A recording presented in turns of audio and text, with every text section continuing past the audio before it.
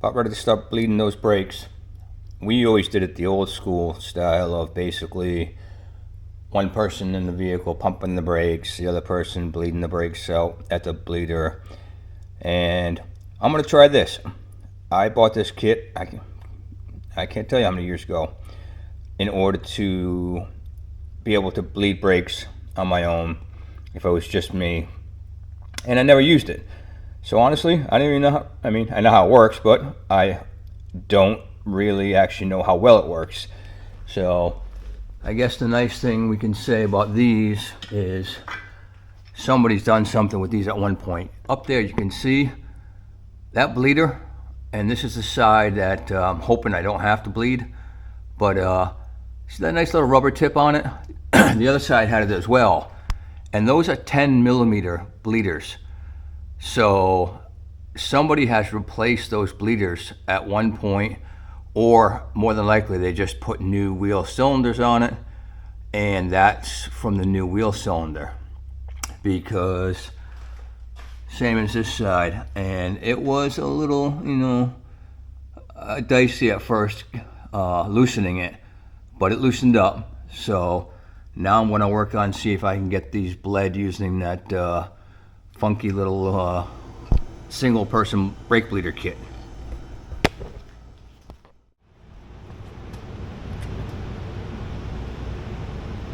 I ended up bleeding both rear sides and got a lot of pedal, much better than it had before.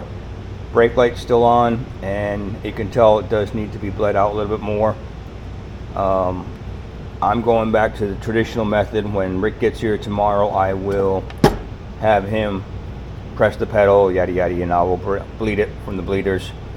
That side, actually, the bleeder broke much easier, broke open better than the passenger side. So, and there may be nice kits out there.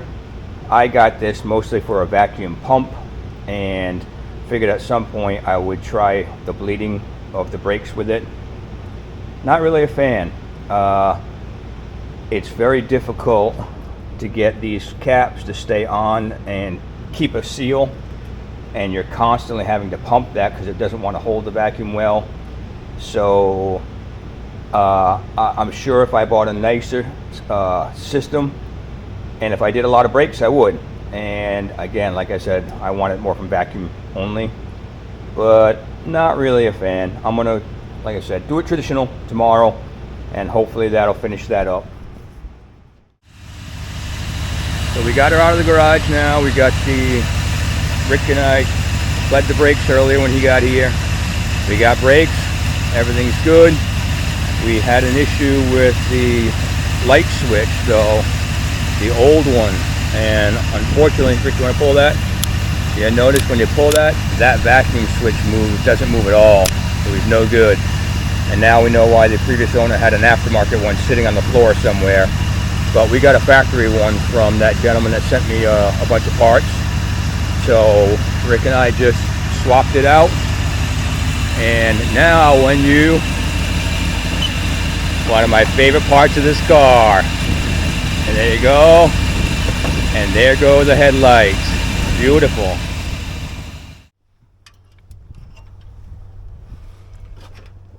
So our temperature gauge wasn't working when we were running the car, and it's in a tough spot to get to, but the sensor is down here just behind the alternator, and you might be able to see the little 2 posts back there, and here's the plug.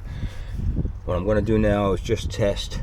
I put an alligator clip down into the plug into the 2 holes, and we're going to test it by running this wire here. I want to see if it's the sensor itself or the dash, if there's a problem with that gauge, just because that gauge cluster was replaced. So let me put a jumper wire here onto the ground. Let's connect our ground here, get this thing going again, and then we're going to go inside and turn the key. So if that gauge pegs, let's see what happens. So if our gauge pegs up and ends up going all the way to the hot. When we turn the key on, kill that radio, so we can stop getting static. What will happen is that we will end up having, we'll know whether or not it is the gauge itself. And as you can see, the gauge is now moving up. All right, so that gauge is working. We're not going to worry about that. It has to be that sending unit. So what I'm going to do now is kill power. I'll hook that back up. I got to run the car anyway, and I'm going to see if maybe just moving those that plug around had cleaned the terminal in it, and to see if the gauge will actually work again. And if it doesn't, I will have to change that. The only thing that's, you just got to drain the antifreeze out of the radiator, and probably have to take that alternator off just because it's in such a weird spot. And I'm hoping that it's just some corroded terminals. I mean, it's not a huge job. It's just a pain in the ass job. But at least we know the gauge works, so that's a good plus.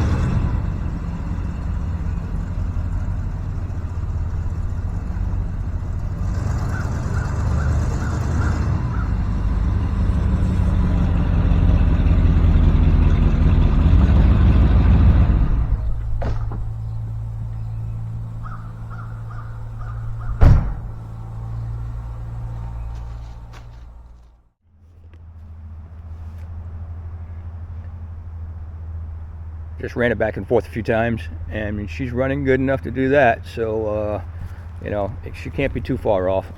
And she's not exactly a powerful car, but she's running pretty decent.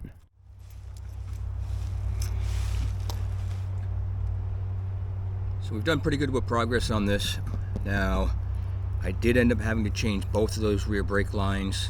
We did the first one, and when I did the first one, on the junction box, I had to end up using vice grips to get that thing out of there. It was so frozen inside it, and I may have tweaked the second hose, because after we changed that and me and Rick bled the brakes, I could see a little bit of seeping coming from the second line, and so I had bought a set anyway, so I changed out both of those. So now Rick and I bled those. You probably saw that with the last video. That was after the second line. So now the brakes are fantastic. Everything's good with that. As you just saw, I did a quick run back and forth here. The nice thing about this thing being on the road in New Hampshire in 2022 was that we knew it was relatively roadworthy at one point, not too far in the past. The bad thing is that it sat here for a few, not here, but it sat for a few years with this crap ethanol gas. And unfortunately, that's kind of the problem we got with the carb right now. I've got new fresh gas in there running Lucas through it, and it's been improving, as you can see, before it didn't want to stay idling very well.